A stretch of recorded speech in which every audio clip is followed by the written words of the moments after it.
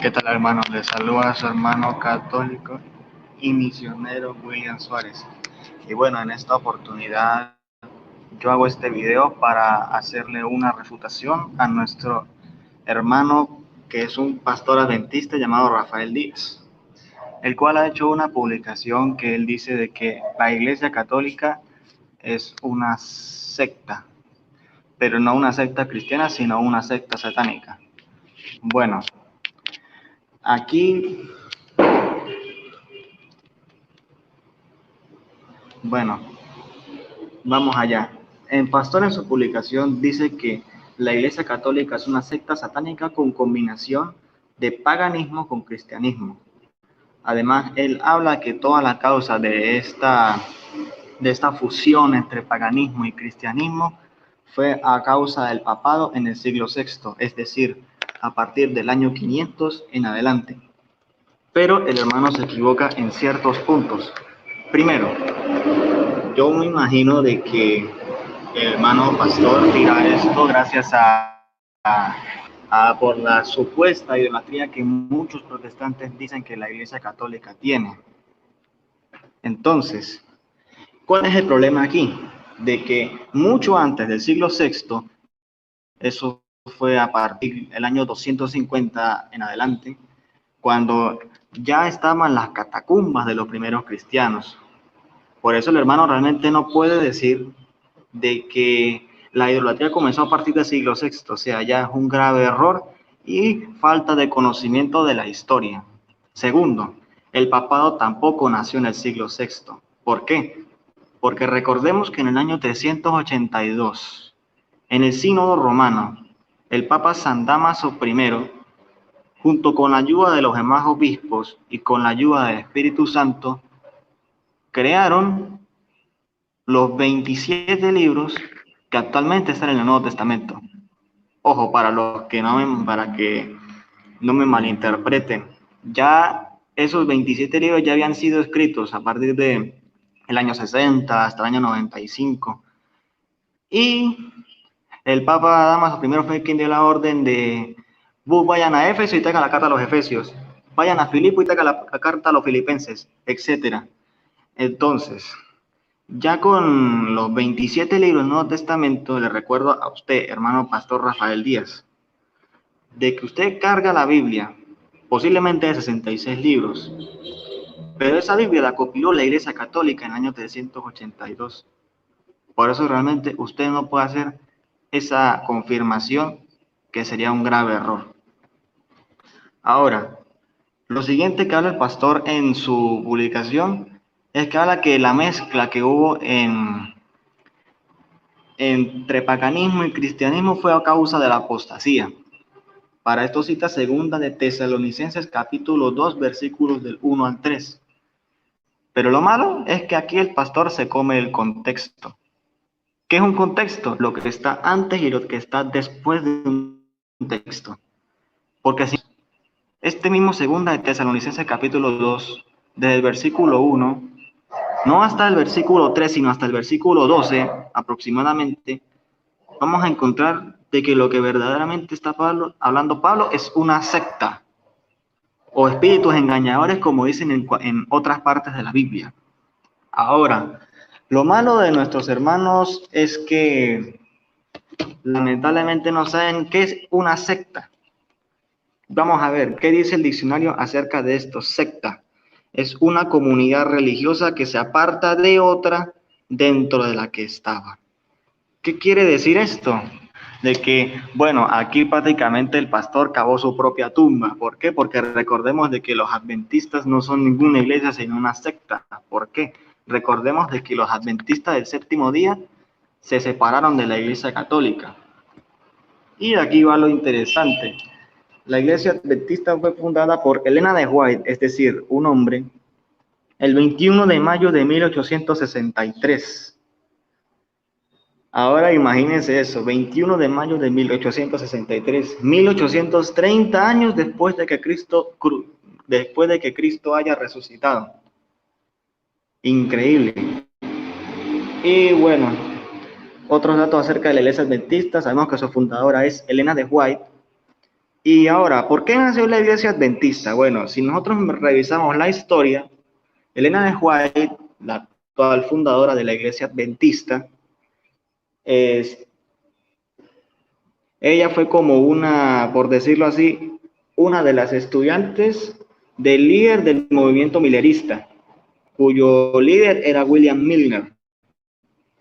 Es considerado como un falso profeta ya que él anunció 2 veces la segunda venida de Cristo, en 1843 y en 1844, el cual ninguna de estas sucedió. Ahora, ¿qué dice la Biblia con respecto a este caso de William Milner? Deuteronomio 18:21 en adelante. ¿Acaso preguntas, cómo vamos a saber que una palabra no viene de Yahvé?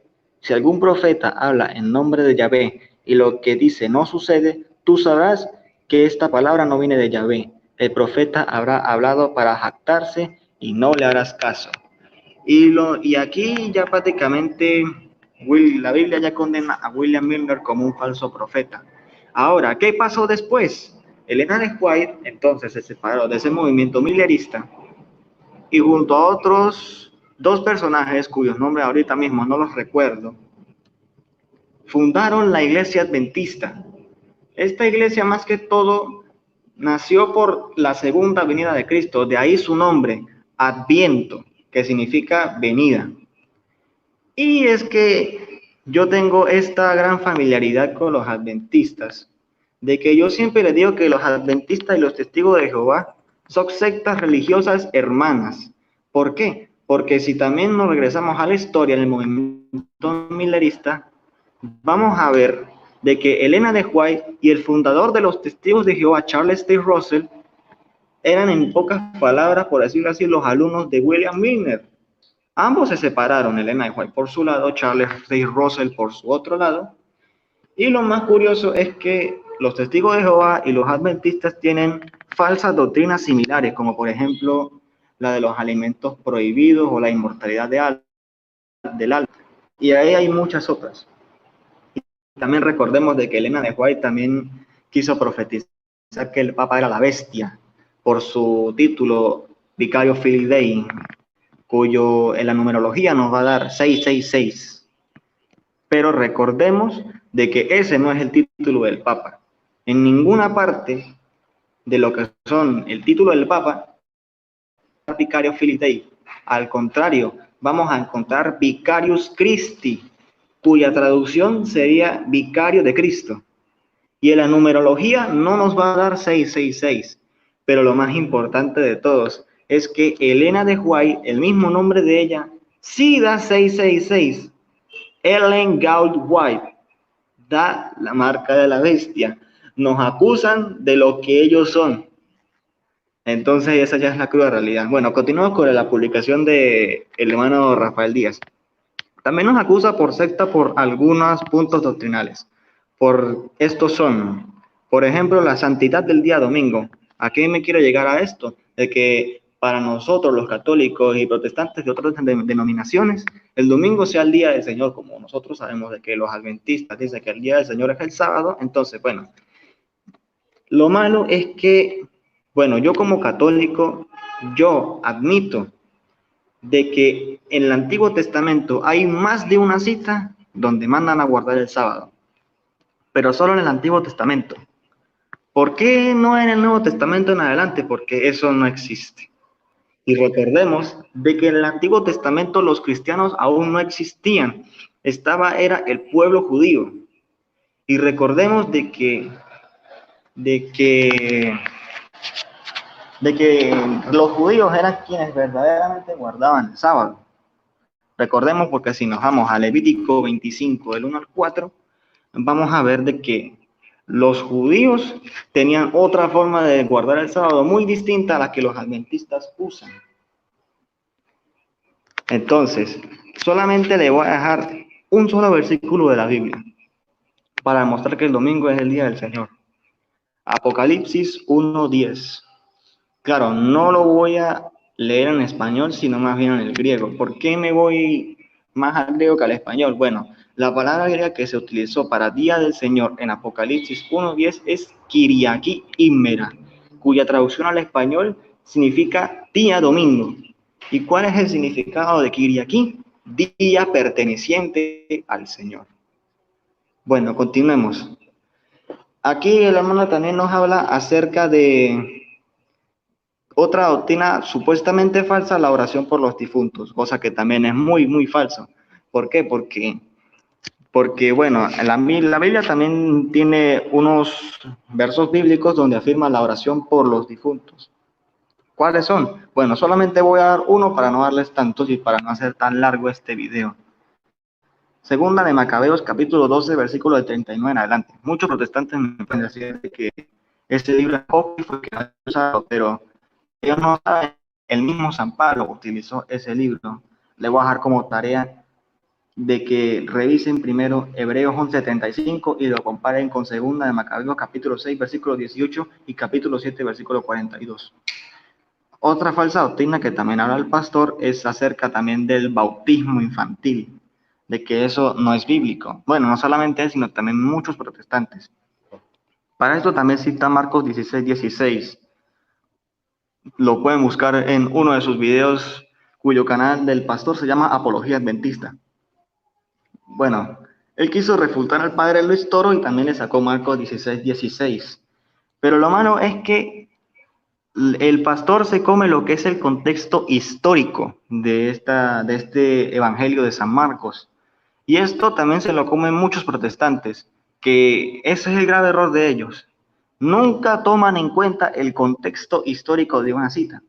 ¿Cuál es el contexto histórico? De que el evangelio de Marcos fue escrito hacia los paganos y ellos por obligación tenían que creer para luego ser bautizados. Por eso dice, el que crea y se bautice se salvará, el que se niega a creer será condenado. Ahora, ¿qué pasa con el evangelio de Mateo? Este evangelio fue escrito ya a los judíos convertidos y aquí Jesús manda a bautizar a todos sin excepción de edad. Por ejemplo, Mateo 28:19 que dice, vayan y prediquen el evangelio, bautícennos en el nombre del Padre, del Hijo y del Espíritu Santo y enséñenles lo que yo les he enseñado. Aquí podemos ver una pequeña sucesión. Primero dice, bautícelos en el nombre del Padre, del Hijo y del Espíritu Santo. Eso ya es lo primero que nombra. Y lo segundo que nombra es, y enséñenles lo que yo les he enseñado. Ahora, si hay un protestante que me dice que el bautismo de bebés no es bíblico, que me lo haga saber en los comentarios. Bueno, también lo que me dice el hermano en su publicación sería también que otra falsa doctrina sería el rezo a María, cosa que también está muy equivocado. ¿Por qué? Porque podemos encontrar versículos bíblicos donde María intercede por nosotros. Por ejemplo, Juan capítulo 2, versículo 3, que dice, a ver, estoy buscando la cita. Sucedió que se terminó el vino preparado para la boda y se quedaron sin vino. Entonces la madre de Jesús les dijo, no tienen vino. Muchos protestantes, por ejemplo, como el pastor Eduardo Gutiérrez, dice que ella solamente intercedió cuando ella estaba con vida. Ella no puede interceder ya como ahora está en el cielo. Este tipo de comentarios hace que a los adventistas, a los hermanos evangélicos, ya no los llamemos evangélicos, sino como adventistas o testigos de Jehová. ¿Por qué? Porque creen que muerto el perro se acabó la sarna. Eso no es verdad. ¿Por qué? Hebreos 12, 22 al 23 dice, ustedes en cambio se han acercado al monte de Sión, a la ciudad del Dios vivo, a la Jerusalén celestial, con sus innumerables ángeles. Verso 23, a la asamblea en fiesta de los primeros ciudadanos del cielo, a Dios, juez universal, al que rodean los espíritus de los justos que ya alcanzaron su perfección. Eso quiere decir de que los que ahora ya están en el cielo también pueden interceder por nosotros. Bueno, para los que tienen alguna duda, les voy a dar una cita más. Apocalipsis 5:8. Cuando lo tomó, los 4 seres vivientes se postraron ante el Cordero. Lo mismo hicieron los 24 ancianos, que tenían en sus manos arpas y copas de oro llenas de perfume, que son las oraciones de los santos. Así que bueno, ya este punto queda completamente refutado. Y ahora, el siguiente punto que da el hermano Rafael Díaz es de que también supuestamente tenemos como falsa doctrina arrodillarnos ante una imagen. Bueno, Realmente este es otro texto, otra objeción muy mal interpretada por parte de nuestros hermanos separados. ¿Por qué? Vamos a usar el legendario Éxodo 24 para demostrárselos. Dice, no te harás estatua ni imagen alguna de lo que hay arriba en el cielo, abajo en la tierra y en las aguas debajo de la tierra. No te inclinarás ante ellas ni les servirás, porque yo, Yahvé, tu Dios, soy un Dios celoso. Yo pido cuentas a los hijos y nietos y bisnietos por la maldad de sus padres que no me quisieron. Pero lo malo aquí es que nuestros hermanos se comen el contexto y no solamente eso, sino también el texto hebreo. Vámonos un momentico al texto hebreo. La palabra hebrea que se utilizó para imagen en Éxodo 24 se llama pesel, cuya traducción al español significa ídolo. ¿Qué es un ídolo? Un falso dios. Vamos a ver qué dice Éxodo 23. No tendrás otros dioses fuera de mí. Eso quiere decir de que Éxodo 24 al 5 ya es un complemento de lo que es Éxodo 23. No son dos mandamientos distintos, sino es uno solo, cuyo el mismo Martín Lutero también lo rectificó. Y bueno, ¿por qué nos postramos ante una imagen? Muchos protestantes dirán, bueno, voy a buscar una cita aquí de la Biblia, Josué capítulo 7, versículos del 6 al 7. Dice, entonces Josué rasgó su ropa y estuvo postrado con el rostro en tierra ante el arca de Yahvé hasta la tarde. Él y los ancianos de Israel se echaron polvo en sus cabezas. Josué dijo entonces, ay, Señor Yahvé, ¿para qué hiciste que este pueblo atravesara el Jordán? ¿Fue acaso para entregarnos en manos de los amoreos y hacernos morir? ¿Qué no nos quedamos mejor al otro lado del Jordán? Y bueno, muchos protestantes, por ejemplo, nuestro amigo Lujo Tinieblas, una refutación con el versículo 10 que supuestamente es una actitud idólatra. Vamos a ver Josué 7:10. Yahvé dijo, respondió a Josué, levántate, ¿por qué estás ahí tirado con el rostro en tierra? Ahí es cuando los protestantes dicen, ve, eso es una actitud idólatra, pero lo malo es que se me come en el contexto. Vamos a leerlo desde el versículo 8. Dice, Señor Israel, ha vuelto la espalda frente a sus enemigos. ¿Qué puedo decir ahora? Los cananeos y todos los habitantes de este país lo van a saber. Nos cercarán y borrarán nuestro nombre de este país. ¿Qué vas a hacer por el honor de tu gran nombre? Yahvé respondió a Josué, verso 10, levántate, ¿por qué estás ahí tirado con el rostro en tierra? Verso 11, aquí está el grave error. Israel pecó, fue infiel a la alianza que les prescribí. Tomaron objetos prohibidos por el anatema, los robaron, mintieron y los escondieron en el equipaje. Aquí está el grave error, versículo 11. Israel pecó. No dice Josué pecó. Ahí está el grave error que comenta nuestro hermano protestante. Más de todo, Dios le reclamó a Josué porque Israel había pecado. Bueno, el siguiente punto que también nos da el hermano en su publicación es la confesión, cosa que muchos protestantes nos reclaman a nosotros los católicos. Los protestantes también sacan primera de Juan 1,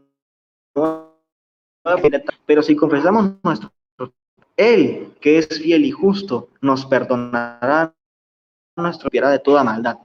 Pero resulta que el mismo Jesucristo estableció la confesión. Ajá, señor amigo William, ¿en dónde aparece eso? Bueno, vámonos a Mateo, versículos del 1 al 8. Dice, volvió a la barca, cruzó de nuevo el lago y vino a la ciudad. Allí le llevaron a un paralítico tendido en una camilla. Al ver Jesús la fe de esos hombres, dijo al paralítico, ánimo, hijo, tus pecados quedan perdonados.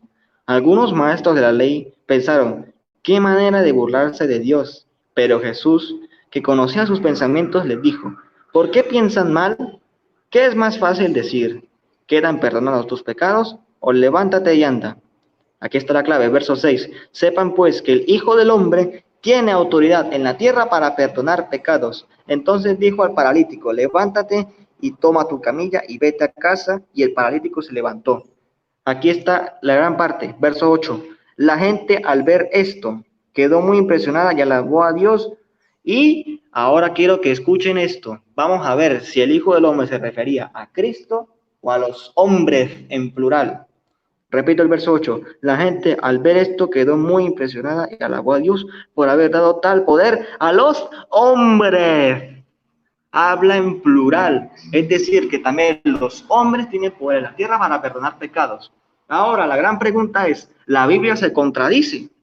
No, la respuesta es no. ¿Por qué?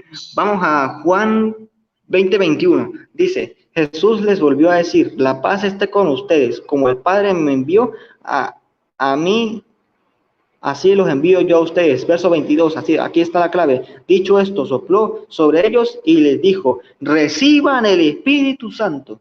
Ahora, ¿qué quiere decir esto? De que el hombre no es que perdona los pecados. Dios perdona los pecados por medio de los hombres. ¿Por qué? Verso 23. A quienes descarguen sus pecados serán liberados y a quienes se los retengan les serán retenidos.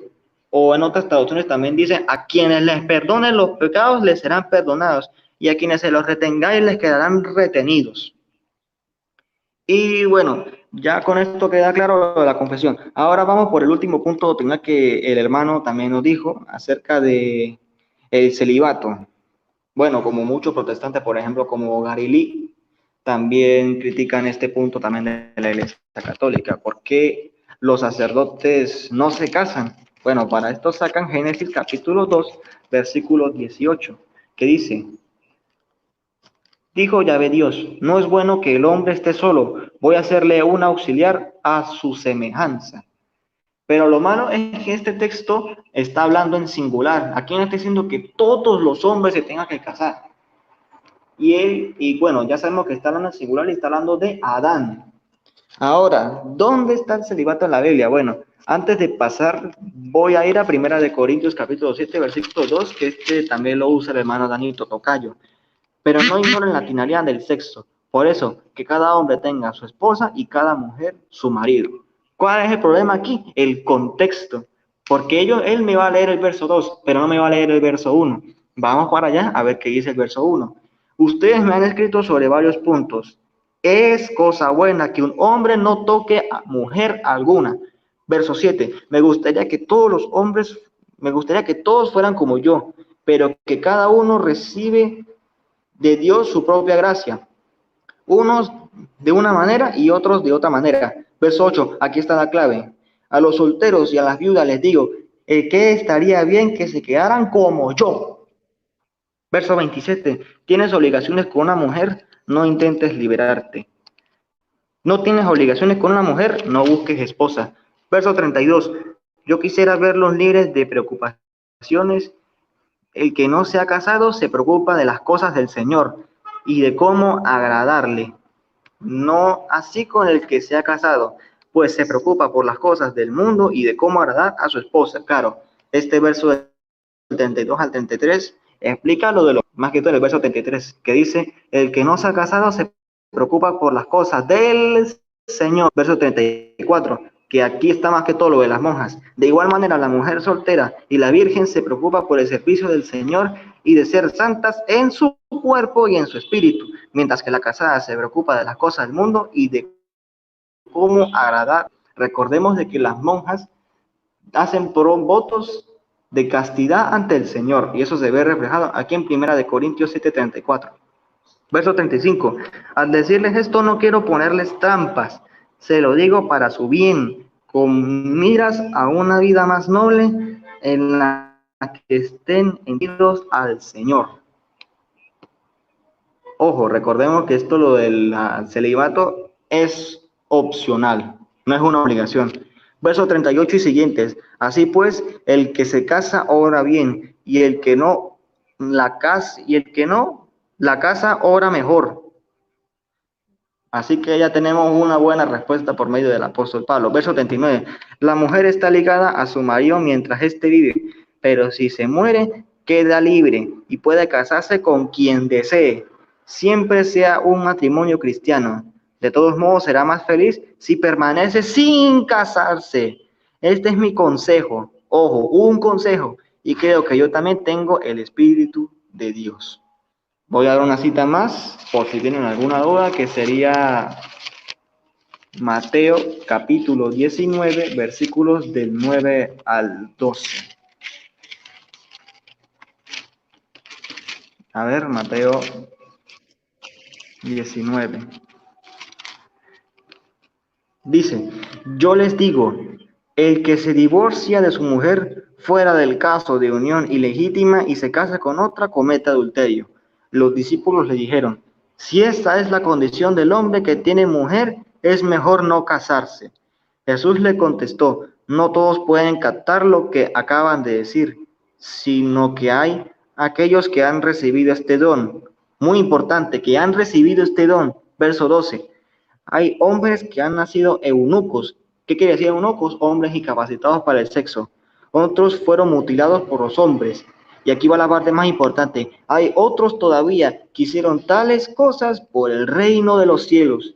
Y más importante esto que viene ahorita. Entienda el que pueda. Lógicamente los protestantes no pueden entender esto. ¿Por qué? Porque si lo entendieran, no estuvieran atacando el celibato de la Iglesia Católica.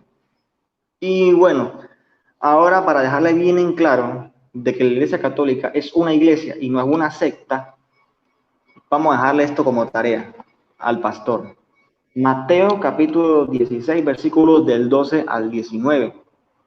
Claro, que el pastor no vaya a malinterpretar este texto y decir, no, que Cristo fundó la iglesia sobre la confesión de fe de Pedro, cosa que no lo dice la Biblia.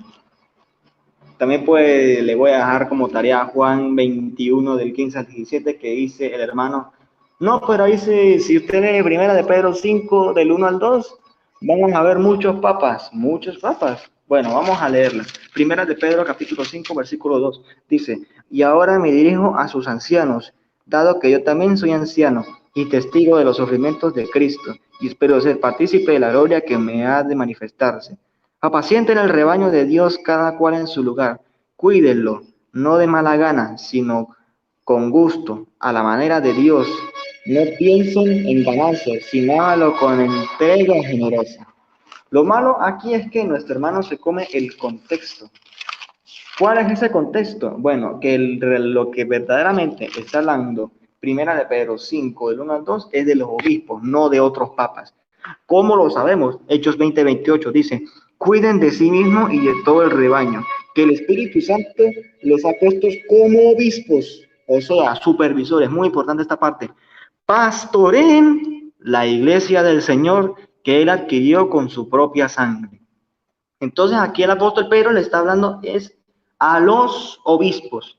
Recuerden que los obispos, como bien decimos aquí en la Iglesia Católica, son los sucesores de los apóstoles. Y recordemos de que el apóstol Pedro, si nosotros leemos, por ejemplo, el libro de Hechos de los Apóstoles, vamos a encontrar de que él tiene una primacía pues, de los demás apóstoles. Y bueno, yo creo que hasta aquí voy a dejar este video. Y bueno, muchas gracias por todo, queridos hermanos.